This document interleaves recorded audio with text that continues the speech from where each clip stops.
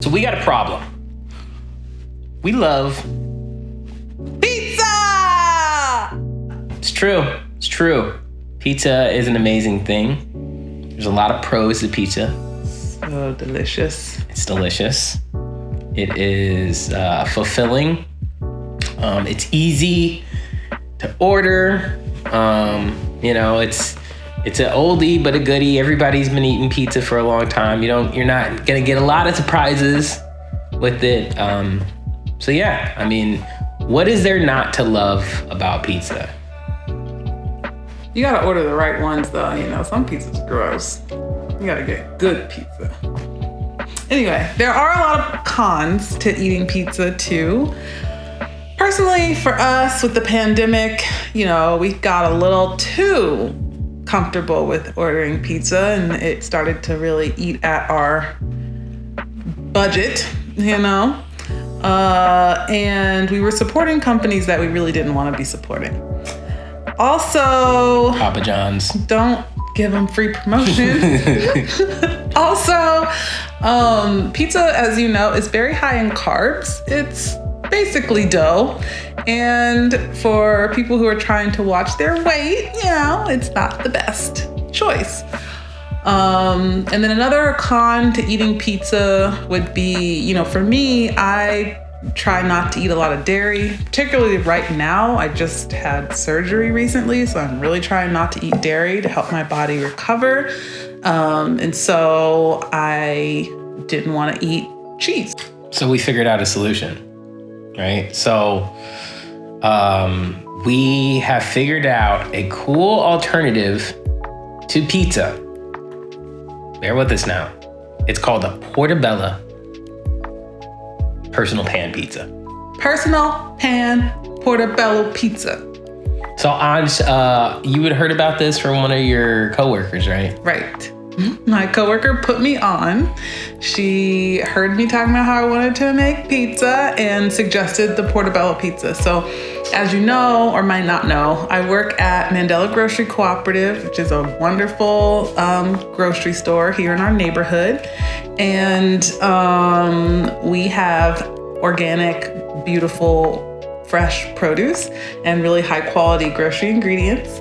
And if you live in the Bay Area, definitely check us out. Anyway, so I was at work, right? And I'm like getting ready to go home, so I'm doing my grocery shopping.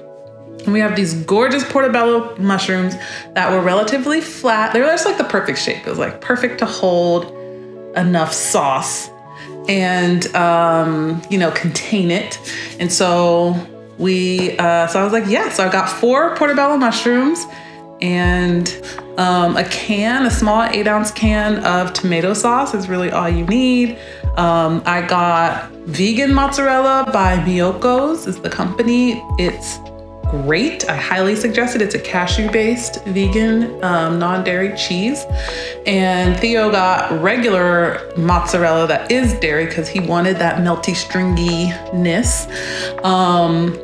I got olives and tomatoes to put on my pizza, and Theo got chicken sausage to put on his. Oh yeah, and then I chopped up some like breadcrumbs too to put it on top. So it's kind of like a reverse pizza. Because it was like breadcrumbs on top instead of mushroom on the bottom and breadcrumbs on top. Ooh, I like that. So that's the solution to our problem, right? Because what were our problems? Like, it was kind of too expensive to do, right? And it was high in carbs, high in dairy content. Right. So this basically takes those off the notches, and it's fulfilling as well and delicious. Yeah. Right? And relatively easy to cook, relatively inexpensive. Yeah, it was pretty affordable because we had leftover ingredients. We used all the Portobellos, but we had basically leftover ingredients of everything else. So we ran it back. We got more Portobellos and we did Portobello personal pan pizzas again a few days later. So it's definitely more affordable than ordering a whole ass pizza. Low carbs, and you get to personalize it. So for me, it got to be dairy free, and for you, it wasn't. All right, so we're about to get into making these Portobello pizzas. Let's get it. Hey. The first thing we did was put the portobello mushrooms on the cutting board and just pulled out the stem because we wanted to make a nice like container for the sauce. We want to be able to like make sure that the sauce can just kind of, be like a pizza, just like spread out evenly around the mushroom. So take out the stems. Then we, put them on a pan, put olive oil, just drizzle a little bit of olive oil, some salt, some pepper, and then we put those bad boys in the oven.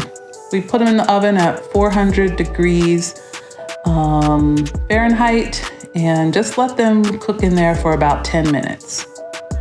While the portobellos were cooking in the oven, I went ahead and opened up the Miyoko's mozzarella cheese, and I just wanted to make little balls to put on my little personal pizza. So I spooned out half a teaspoon of cheese and tried to kind of round them into balls because I thought that they would melt. It turns out this cheese didn't really melt that well, but it's still super delicious. So I just tried to make like perfect little bite-sized cheese moments for my portobello pizza. Once I was done with the cheese, I started slicing my olives. I really love olives like on pizza. I love olives, period, but I love them on pizza, and so I really like them in quarters. So what I did is I cut them in half long ways, and then I cut them in half horizontal. Is that right? Widthwise, so I could get like one olive into 4 quarters. And then I just put them in a bowl and put them to the side. And we wanted some like fresh basil. We wanted to have like a fresh basil moment on our pizzas. So I just, laid the basil leaves out pretty flat on the cutting board. I tried to kind of like bunch them together so that we're not wasting any of the leaves, and cut them into pretty thin ribbons. And that's really what you want, because basil's a pretty strong flavor. If you do too big of a leaf, you have to like chew it down, and the flavor is maybe too powerful. So slicing it into little ribbons is key, so you can just kind of sprinkle it around your portobello pizza. So I wanted to add some meat to mine, so I used roasted garlic chicken sausages from Dubrova. And basically I just cut those bad boys up into some little cylinders and put them in a bowl, set them to the side. Sausages. I got fancy and got some fresh mozzarella fior di latte caprese. And I chopped that up into like 4 huge chunks, then those into like 4 little halves, and then put that in a bowl. Then I got some Muir Glen organic tomato sauce, and we poured that over the portobellos. Yeah, so the tomato sauce, it's just an 8-ounce can. We really don't need a whole lot of tomato sauce. I wouldn't buy a whole jar unless you plan on making some pasta, because you'll have a lot left over. But we just got a small little can, and then we spooned it out, 1.5 to 2 tablespoons per portobello. Just spread them, spread the sauce out so that it covers the majority of the mushroom, and then start layering on your topping. We did sprinkle some herbs and spices onto our pizzas as well. I like a little spicy kick, so I put red pepper flakes, and then I also put a little salt and pepper. I put my sausages on there, my mozzarella, hella red pepper flakes on it. Also put some basil on there by mistake. And then we put them bad boys in the oven. Our portobello pizzas cooked for about 10 minutes, and that was pretty much it. They were delicious. So what do you think? I think the portobello pizzas turned out really delicious. They taste bomb. It's like a depth of flavor because mushrooms, the portobello's just soaked up all like the olive oil and the sauces and the seasonings, and it just it was like moist and juicy. It was really good. Get down. All right. So I definitely agree. I liked it a lot. It felt like I was like cheating. I was like, oh shit, I'm eating pizza here. This can't be healthy, but like, it was pretty healthy, low calorie. I enjoyed it. I definitely know how to like improve on it. I'm like, okay, this is my first try, but like I know like the palette, like it's there, but now it's just like, all right, how can I like really put some thought into it, and like make it even better. But my one thing is, I would say, for me, I didn't even try, but like, you know, with a pizza, you want to be able to like eat it like, you know, with your hands. But with that, I was like, I'm not even gonna try this. I was like eating it with like a knife and fork. So I would say it took away from like, which psychologically kind of takes away from like the pizza eating experience a little bit. But it was still, you know. I ate mine with my hands. Oh, did you? Yeah, but it was just like dripping down my fingers. Oh, see, right. I was like, I'm not trying to like, but. Yeah, no, it was great. I think also like getting the big chunk, like the mozzarella things, I think that made it not be able to evenly spread. So I would have probably just got like shredded mozzarella next time. Yeah. All right, so how would you rate this Portobello pizza? I would give it like a 7 or an 8 out of 10. On the pizza scale. With if 10's pizza and then like 1 is broccoli. This is like a 7. 1 would just be a plain mushroom. Or just a plain mushroom. Yeah. So I would give it like a 7. A solid 7. I know it's not pizza, but I can really go to town on it and not feel too like guilty. Yeah. I agree. I really liked it. It was actually more filling than I thought it was going to be, which that was a nice surprise because I had 2 and I was like, I'm good now. I don't think I can eat anything else for a little bit. So I would give it, on a scale of 1 to 10, I would rate this Portobello personal plan pizza, I'd give it an 8.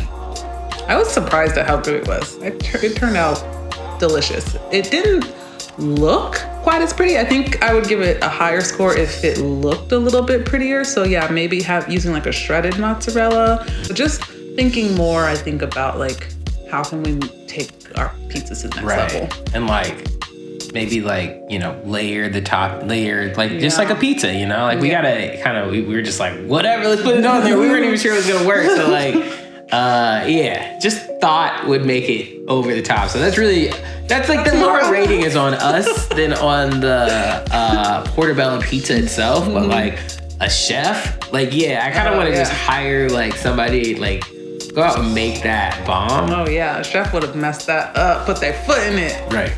Because they would have like, I soaked the Portobello in juices overnight. Like, oh shit, all right.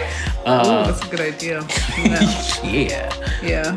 But yeah, I would try it. We'll leave the recipe link in the description. Let us know what awesome pizza alternative recipes that y'all have. And What? Yeah, like and subscribe if you want to see more of our cooking experiments. Yeah.